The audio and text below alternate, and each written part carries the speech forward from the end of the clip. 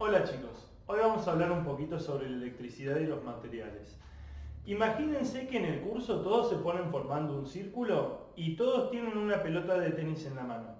Ahora empiezan a pasarle a la persona que tienen a la derecha su pelota de tenis y reciben de la persona de la izquierda la pelota del otro. Imagínense que esto lo van haciendo de manera continua en el tiempo. Bueno, eso es la electricidad.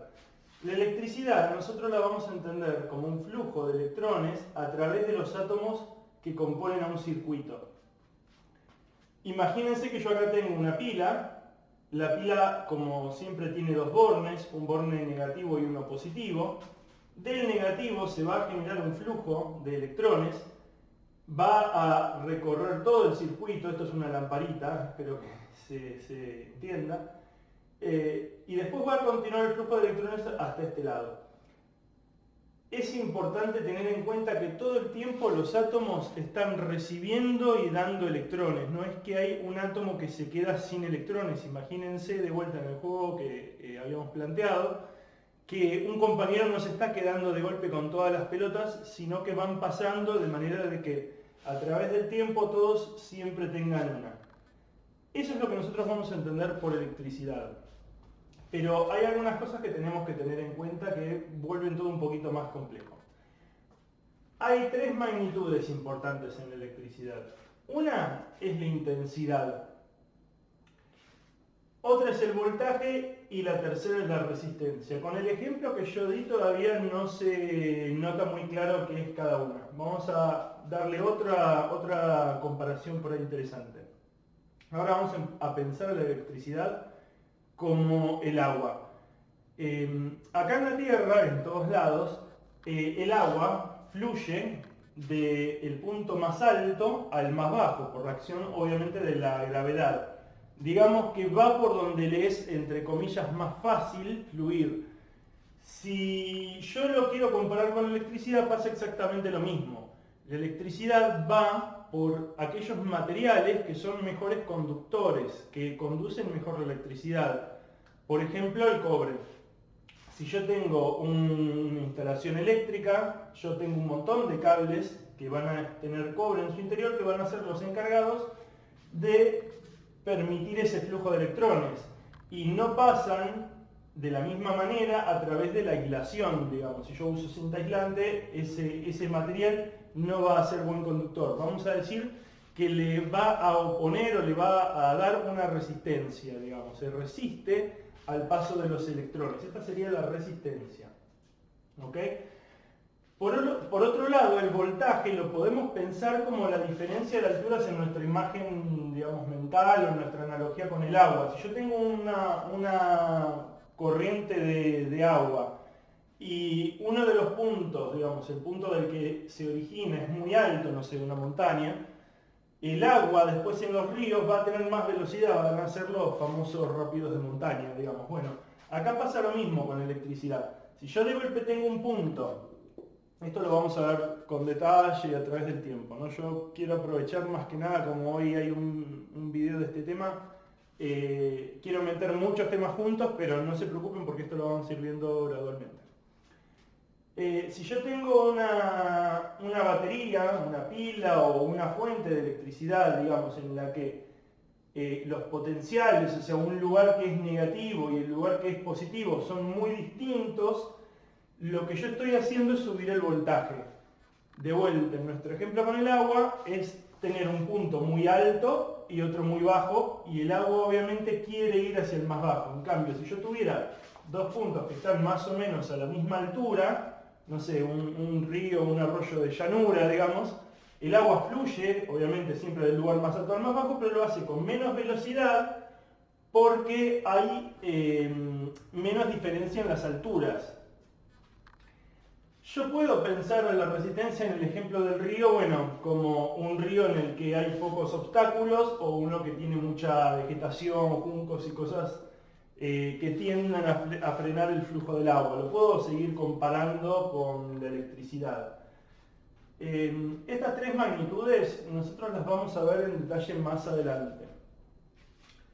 Lo único que les quiero adelantar para que lo vayan por ahí anotando es que esta I, que representaría la intensidad, se representa con amperes, o sea, la unidad son los amperes. Esta B, que la podemos pensar como la tensión, como la diferencia de potenciales, la vamos a representar con volts o voltios. Y la R se suele representar con ohms. Es el mismo nombre que la ley que define esta relación, que es la ley de Ohm. A mí lo que me está contando la ley de Ohm es que yo voy a tener más intensidad si la diferencia de potenciales es grande. Esta parte es súper matemática. Acuérdense de lo que hayan visto en años anteriores sobre fracciones. Si yo tengo un numerador grande, el número que voy a tener acá va a ser grande. Ahora, si yo tengo un denominador grande, este número se achica, entonces este número va a ser chico.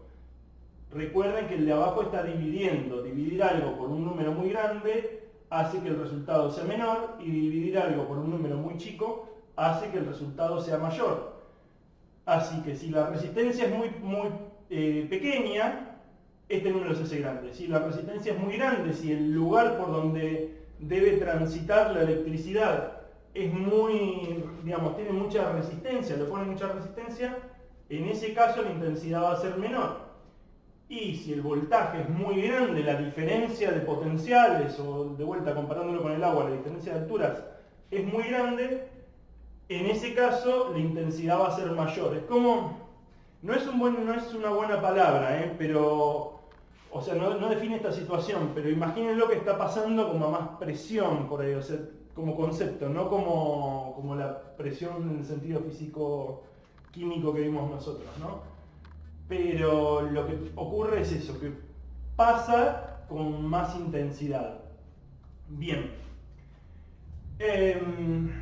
Todos los materiales, todos, a pesar de qué tan buen conductores sean, oponen una determinada resistencia. No existe ningún material en la naturaleza que tenga resistencia cero. Todos tienen algún nivel de resistencia, algunos resisten mucho más que otros, y es por eso que la electricidad, de vuelta entre comillas, elige por dónde pasar. O sea, va a pasar por donde haya menos resistencia. No es lo mismo que la electricidad tenga que pasar a través de una rama de madera seca que a través de una varilla de bronce, por ejemplo. Son cosas que hacen que, o sea, son materiales que tienen distintas resistencias, y eso va a hacer que la electricidad pase por un lugar y no por el otro.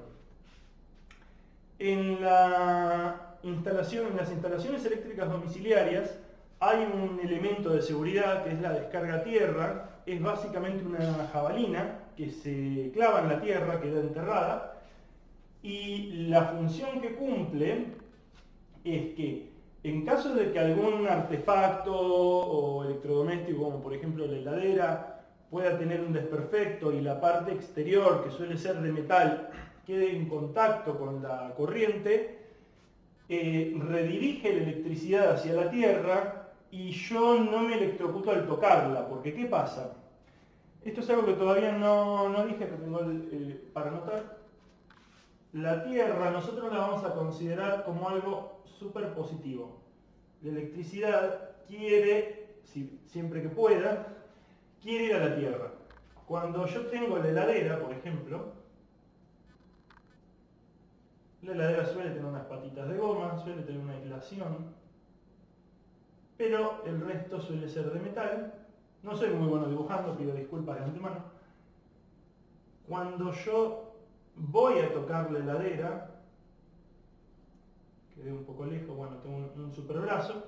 Cuando yo voy a tocar la heladera, si yo no tengo la descarga a tierra, lo que ocurre es que yo me convierto en un circuito, lo vamos a llamar así, no es tan prolijo, pero lo vamos a llamar así, que permite a la electricidad llegar a la Tierra. Y ahí es cuando yo me estaría electrocutando, digamos. Eso no queremos que esto pase, lógico, ¿no? Entonces, la solución es tener una descarga a tierra, que es una jabalina. Esto va conectado a través de la red eléctrica. Ustedes deben haber visto los... Lo voy a dibujar más grande para que lo puedan ver. Habrán visto que los enchufes suelen tener 3 patitas. Estas 2 patitas son las que llevan la corriente. Esta va conectada a la descarga a tierra, o sea, a través de toda la instalación eléctrica, esta patita tiene un cable que de la heladera me conecta a la descarga a tierra. Entonces, si yo tengo la heladera con algún desperfecto, esto no ocurre porque la electricidad prefiere ir así y llegar a la tierra.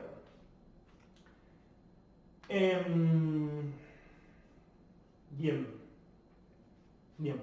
Hay 2 elementos más en la instalación eléctrica que son importantes: el disyuntor y la llave térmica. El disyuntor, la función que cumple es medir la cantidad de electrones que ingresan y la cantidad que sale. Si el disyuntor siente o percibe, mejor dicho, que hay una diferencia en esas cantidades, lo que va a hacer es cortar la electricidad.